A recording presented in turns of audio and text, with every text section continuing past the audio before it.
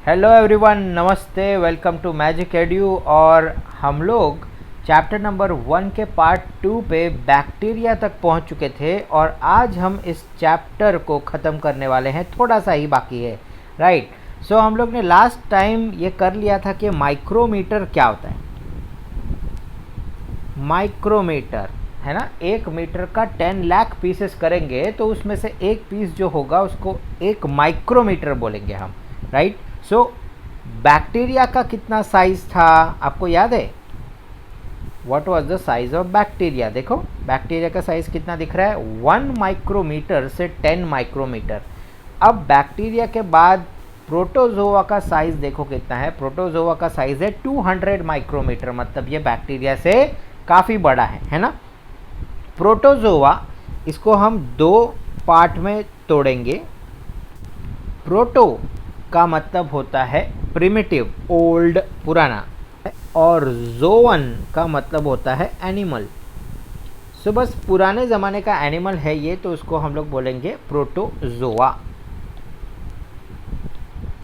Okay, अब कौन कौन सा एनिमल पुराने ज़माने का देखो। पैरामीशियम, पैरामीशियम पता है ना, ये सीलिया वाला है ना, पैरामीशियम। और क्या है? एंटमीबा। ओके, लूज मोशन जो होता है ना, एंटमीबा हिस्टोलिटिका से होता है। थोड़ा एक्स्ट्रा मैं बता रहा हूँ बट ऐसे ही याद रखो।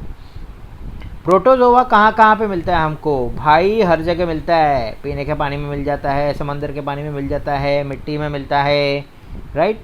और ये कैसा है? ये दूसरे ऑर्गेनिज्म के बॉडी पे भी होता है, ठीक है। और पैथोजेनिक है। What is pathogenic? याद रखो पैथोजेनिक का मीनिंग। पैथोजेनिक का मतलब होता है disease causing, disease causing organism, ठीक है। ऐसा ऑर्गेनिज्म जिसके वजह से हम बीमार पड़ते हैं उसको हम बोलते हैं पैथोजेनिक। दैट्स वाई पैथोलॉजी है ना, study of disease causing organism, pathology lab सुना है ना तुमने। यूनिसेलुलर है, ये तो हमको मालूम है, एकलौता सेल वाला है। और ये है यूकैरियोटिक। याद आया तुमको? पिछले बार मैंने कहा था तुमको प्रोकैरियोटिक का मतलब होता है एक ऐसा न्यूक्लियस जिसके ऊपर कोई न्यूक्लियर मेम्ब्रेन नहीं है और ऐसे ऑर्गेनिज्म के कोई सेल ऑर्गेनल्स भी नहीं होते। और यूकैरियोटिक का मतलब क्या होता है? यूकैरियोटिक का मतलब होता है कि न्यूक्लियस के ऊपर एक न्यूक्लियर मेम्ब्रेन है और इसके पास सेल ऑर्गेनल्स भी होते हैं, right. There is great variation. What do you mean by this word variation? Variation का मतलब होता है चेंज, वेरिएशन है ना, चेंज। ओके, मैथ्स में तुम पढ़ते हो वेरिएबल, ABCD XYZ, जिससे हमको नफरत है, राइट। तो वेरिएबल है, वेरिएबल मतलब उनका वैल्यू कुछ भी हो सकता है, चेंज होते रहता है। So there is great variation in cell structure. Cell structure में देखो वेरिएशन है। एंटमीबा देखो यहाँ पे कैसा दिख रहा है, और पैरामीशियम देखो यहाँ पे कैसा दिख रहा है ना, चेंज, राइट। तो वेरिएशन, इनके सेल स्ट्रक्चर में वेरिएशन है। इनके लोकोमोशन करने का जो ऑर्गन्स होता है उसमें भी चेंज है। फॉर एग्जांपल अमीबा के पास क्या होता है? Pseudopodia, pseudo false, podia feet. Amoeba के पास होता है सूडोपोडिया, पैरामीशियम के पास होता है सीलिया। तो इनके लोकोमोशन के तरीके में भी काफ़ी फ़र्क है। मोड्स ऑफ न्यूट्रिशन में भी फ़र्क है, क्या चीज़ को ये खाते हैं, राइट, कैसे ज़िंदा रहते हैं, ओके, उसके ऊपर भी फ़र्क है। अमीबा जो है अपने अंदर वो फूड पार्टिकल को डायरेक्टली ले लेता है ना, फूड वैक्यूल में ये अमीबा और पैरामीशियम स्टोर करते हैं, है ना। तो ऐसा बहुत सारा चीज़ है। एग्जाम्पल देख लेते हैं ये कैसे रिप्रोड्यूस होता है। देखो, by simple cell division, these organism reproduce by simple cell division. अभी एक्सरसाइज में जब तुमको क्वेश्चन पूछा जाएगा, ओके, कि हु एम आई, पहचानो मैं कौन हूँ, तो मैं रिप्रोड्यूस करता हूँ बाय सिंपल सेल डिवीजन, तो आप बताओगे आप प्रोटोजोआ हो, है ना, प्रोटोजोआ हो भाई। एग्जाम्पल देखो, ये बीमारियों के नाम है जो मैं बोल रहा था। अमीबियासिस देखो, एंटमीबा हिस्टोलिटिका, इसमें लूज मोशंस होता है बहुत सारा। मलेरिया देखो किसके वजह से होता है? Plasmodium vivax. प्लाज्मोडियम वाइवेक्स मच्छर के, फीमेल एनोफिलस मच्छर के गट में, मतलब इंटेस्टाइन में अपना घर बना लेता है। जैसे ही वो आपको काटता है, वो मच्छर है ना, फीमेल मच्छर जब आपको काटता है मलेरिया वाला, तो ये प्लाज्मोडियम वाइवेक्स हमारे ब्लड में चला जाता है, मलेरिया हो जाता है। यूग्लिना, ये देखो यूग्लिना ऑटोट्रॉपिक है, खुद का खाना खुद बनाते हैं। और ऊपर वाले जो 2 हमने ये देखे थे महानुभाव, ओके, ये ऑटोट्रॉपिक नहीं है, है ना, ये दूसरे के ऊपर जिंदा रहते। तो यही तो हम लोग बता रहे थे कि मोड्स ऑफ न्यूट्रिशन में भी फ़र्क है। फंगाई हम लोग देख लेते हैं, देखो कितना है फंगाई, 10 माइक्रोमीटर से 100 माइक्रोमीटर। कौन कितना साइज का है ये आपको याद रखना है। प्रोटोजोआ 200 माइक्रोमीटर तक का था, राइट। फंगाई 100 माइक्रोमीटर तक का है। कहाँ पे है भाई, किधर ग्रो होता है, तो dead and decaying organic matter के ऊपर, डेड बॉडीज़ के ऊपर ये ग्रो होता है। इसीलिए हम इसको क्या कहते हैं, सैप्रोट्रॉफिक। सैप्रोट्रॉफिक मोड ऑफ न्यूट्रिशन मतलब क्या, डेड एंड डिकेइंग ऑर्गेनिज्म के ऊपर ये ग्रो होता है। ठीक है, यूकैरियोटिक है पूरी तरीके से। यूकैरियोटिक मतलब क्या, नए ज़माने का ये ऑर्गेनिज्म है यूकैरियोटिक, है ना। इसके ऊपर न्यूक्लियस के ऊपर एक अच्छी सी न्यूक्लियर मेम्ब्रेन होगी, राइट, और सेल ऑर्गेनल्स भी होंगे। कुछ यूनिसेलुलर है फंगाई, ओके, एक सिंगल सेल वाले होते हैं, ठीक है। और कुछ जो होते हैं वो हमारी आँखों से दिखते हैं। नेकेड आई मतलब क्या, बिना किसी लेंस वगैरह के ये हमको दिख जाते हैं। बड़े बड़े होते हैं ना, हाफे होते हैं उनके, राइट। जैसे कि केक के ऊपर, ब्रेड के ऊपर जो फंगस लगता है, भाकरी के ऊपर, ब्रेड के ऊपर, अपना रोटी के ऊपर जो फंगस लगता है दिख जाता है। दे रिप्रोड्यूस, अच्छा ये इंपॉर्टेंट है, फिलिप्स में आ सकता है। They reproduce sexually and asexually, दोनों है ना।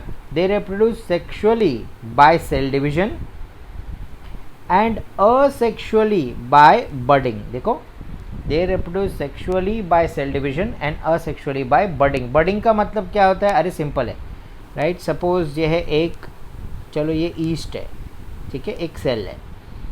अब इसके ऊपर एक छोटा सा आता है बड, ठीक है, और थोड़े टाइम के बाद ये बड जो है अपने पेरेंट से अलग हो जाता है, सेपरेट, और एक पूरा सेपरेट एंटिटी बन सकता है।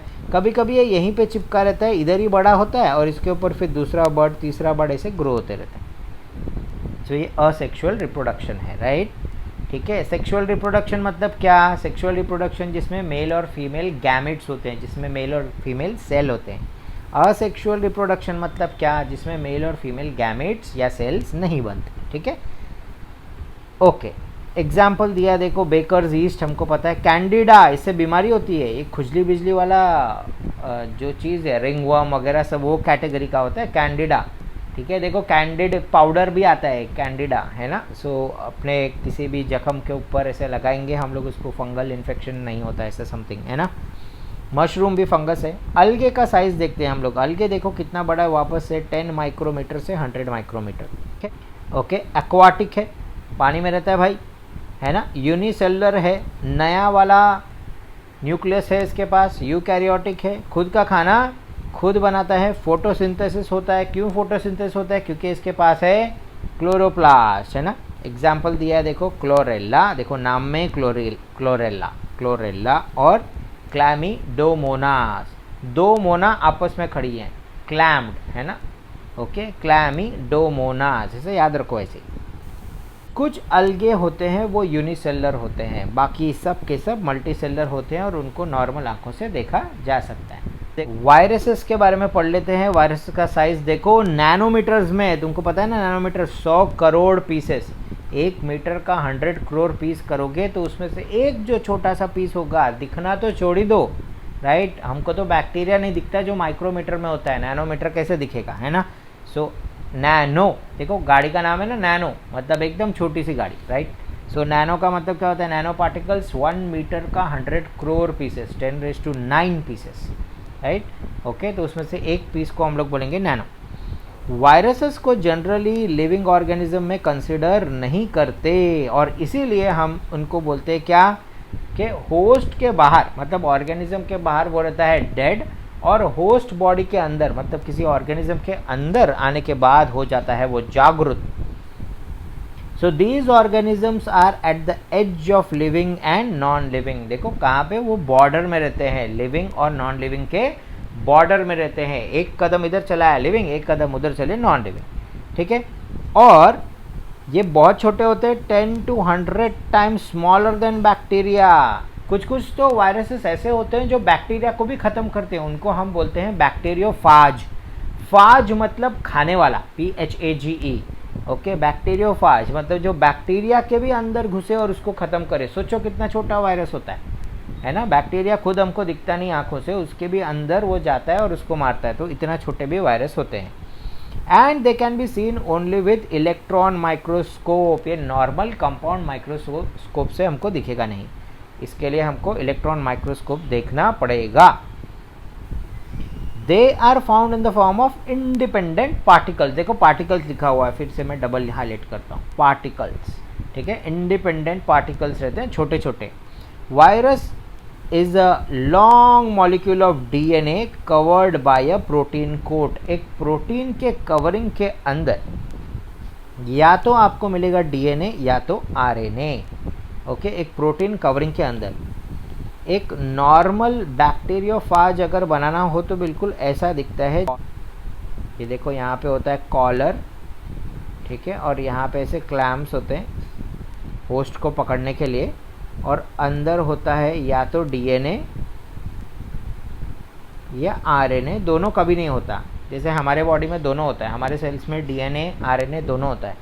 डीऑक्सी न्यूक्लिक एसिड और राइबो न्यूक्लिक एसिड, जिसमें जेनेटिक कोड होता है ना, वो होता है डीएनए और आरएनए। ये इसको हम लोग क्या बोलते हैं, ये है जेनेटिक मटेरियल, है ना। इसी के वजह से हम हैं, बाकी सब पानी कम है, राइट। सो डीएनए और आरएनए में हमारे बॉडी में जो जो चीज़ें हैं, जैसे हम दिखते हैं, वो सब कोड्स है उसमें, राइट। तो वायरस के पास या तो डीएनए होगा या तो आरएनए होगा, हमारे पास दोनों होता है। तो वायरस के पास या तो ये या तो वो, और उसके बाहर एक क्या होता है, प्रोटीन का कवरिंग, एक प्रोटीन कोट होता है उसमें, है ना, ठीक है, जो बचाता है। अब अलग अलग तरीके के वायरस होते हैं, कोई वायरस ऐसा भी रहता है ब्रिक जैसा दिखता है एकदम, तो उसमें ऐसा प्रोटीन कोट होता है और अंदर होता है डीएनए या RNA. Okay, viruses survive only in living plants और एनिमल सेल्स। दिख रहा है आपको, लिविंग ऑर्गेनिज्म के अंदर ही ये जिंदा रह सकता है। अगर बाहर वाला बंदा मर गया तो अंदर का ये क्या करेगा, मर ही जाएगा, ठीक है। क्यों ऐसा होता है, बिकॉज ये होस्ट सेल का मदद लेके ही अपने प्रोटीन्स बनाता है, ठीक है।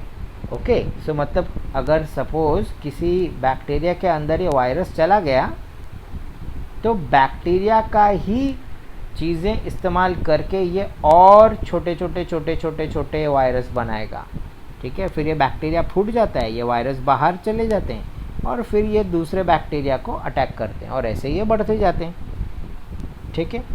ओके, फिर से पढ़ते हैं। They produce their own protein with the help of host cell and create numerous replica. Replica का मतलब क्या होता है रे, रेप्लिका का मतलब होता है duplicate.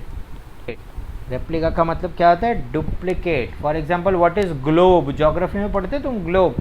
Globe is a replica of earth. Globe क्या है, अर्थ का रेप्लिका है, डुप्लीकेट है, ऐसे कैसे।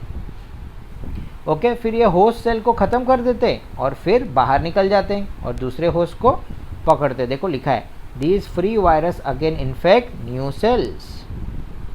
ओके, वायरस बहुत सारी बीमारियों का कारण बनते हैं प्लांट्स और एनिमल्स की। जैसे अभी अभी जो बीमारी तुम्हारे आसपास घूम रही है, कोरोना, कोरोना जो बोल रहे हो, वो क्या है, वायरस है ना, कोरोना वायरस।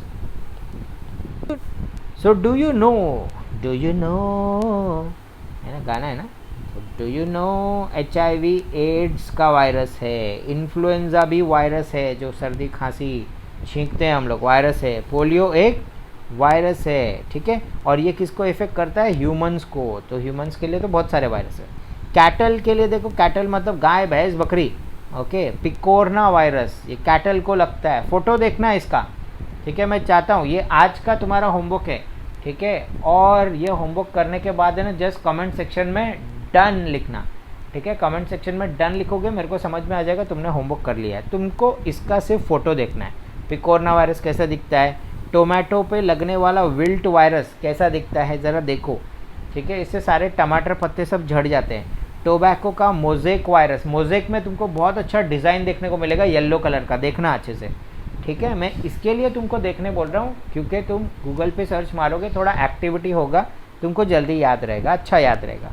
तो प्लांट्स के वायरस के नाम क्या है, tomato wilt virus, tobacco, mosaic virus. Mosaic का मतलब ही डिज़ाइन होता है। ओके, बैक्टीरिया पे लगने वाला बैक्टीरियोफाज, ये तो पक्का देखना क्योंकि ये एग्जाम में भी पूछता है, ठीक है। ये बिल्कुल ऐसे मकड़ी जैसा दिखता है, जो अभी मैंने थोड़ी देर पहले बनाया था ना, वो बैक्टीरियोफाज है, ठीक है। बैक्टीरिया को अटैक करने वाला वायरस। ठीक है, तो ये सब देखना तुम अच्छे से, और ये हुए माए तुमको करना है, बहुत इम्पॉर्टेंट है। ठीक है, वायरस के बारे में कैरेक्टरिस्टिक्स पढ़ना है। दूसरा एक क्वेश्चन है जो इम्पॉर्टेंट है। ठीक है, और बाकी सब तो इजी है, ये तो तुम कर ही लोगे सब, है ना, राइट। तो चलो फिर चैप्टर हुआ ख़त्म हमारा। बहुत बहुत धन्यवाद आपका साथ देने के लिए, तुमने तीनों पार्ट बहुत अच्छे से देखा, राइट। ठीक है, अगर तुमको समझ में आ रहा है सारा कुछ तो कमेंट सेक्शन में हमको बताइए, राइट। कुछ सुधार करना है तो वो भी हमको बताइए, और अपने दोस्तों को पक्का 100% शेयर करना है तुमको, ठीक है। ओके, ये डिफ़ॉल्ट होमवर्क होगा, ये तो तुमको करना ही करना है। Okay, so let me know if any help you require in the comment section. और ये होमवर्क आज का हो गया तो तुमको डन लिखना है, ठीक है। So till then, bye bye, thank you very much, take care of your self and take care of your parents. बने रहिए हमारे साथ, बाय बाय।